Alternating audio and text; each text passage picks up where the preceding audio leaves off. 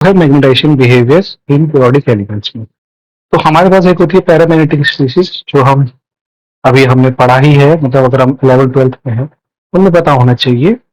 तो मॉलिक्यूल्स में हमारे पास में जो NO2 मॉलिक्यूल है वो बेस्ट एग्जांपल है पैरामैग्नेटिक स्पीशीज का।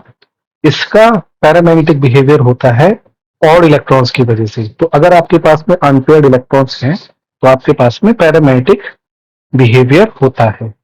NO की बात की जाती है तो NO का भी पैरामैग्नेटिक बिहेवियर होता है। इवन ऑक्सीजन एक ऐसी स्पीशीज है जो दिख रही है आपको, इसमें इवन नंबर है और लेकिन इसमें अनपेयर्ड इलेक्ट्रॉन्स होते हैं। ये बताने के लिए हमें इसका एमओ डायग्राम देखना पड़ता है, जिसके बारे में मैं फ्यूचर में बात करूंगा। लेकिन O2 भी एक पैरामैग्नेटिक स्पीशीज है। इसके बाद में जितने भी हमारे एल्कली मेटल्स हैं, lithium, sodium, potassium, rubidium, caesium, calcium, ये सब क्या है? पैरामैग्नेटिक स्पीशीज हैं। नेक्स्ट क्या है? Diamagnetic species.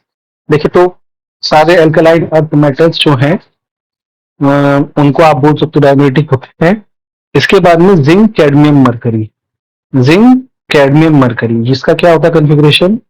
D10, 3D10, इसका 4D10 होता है, इसका 5D10 होता है।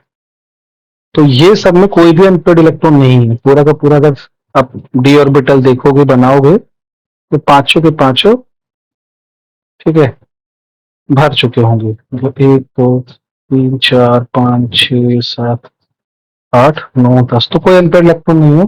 इसलिए ये डायमैग्नेटिक स्पीशीज है। और पैरामैग्नेटिक स्पीशीज का मतलब है जो अट्रैक्ट करे, और डायमैग्नेटिक स्पीशीज का मतलब है जो मैग्नेटिक लाइंस को रिपेल करे।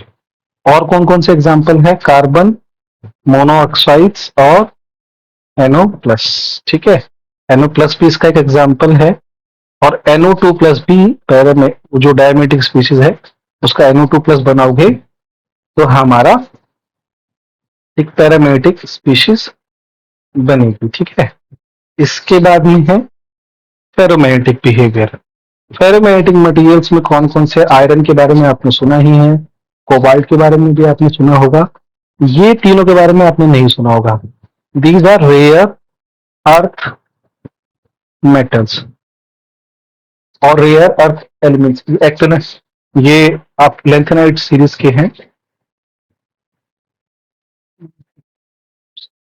ये एक्टिनाइट सीरीज है, ठीक है ना। तो एक्टिनाइट सीरीज के मेटल्स हैं, ठीक है। और इसी वजह से इनके पास में बहुत सारे अनपेयर्ड इलेक्ट्रॉन्स होते हैं। वे फेरोमैग्नेटिक मटेरियल का इस्तेमाल होते हैं। और इन सब मटेरियल का इस्तेमाल बहुत ही high strong magnetic field create करने के लिए होता है। तो आप इन्हीं मटेरियल्स में, मतलब आपसे, मतलब आपको पता होना चाहिए कि कुछ मटेरियल, मतलब हम जिस तरह के मटेरियल्स की बात कर रहे हैं उनका मैग्नेटाइजेशन बिहेवियर किस तरीके का है।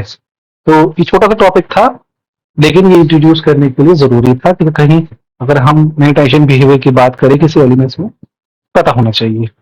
तो thank you very much for watching your videos. Please like करिए और सब्सक्राइब करिए, और जितना हो सके हमारे चैनल को सब्सक्राइब करिए।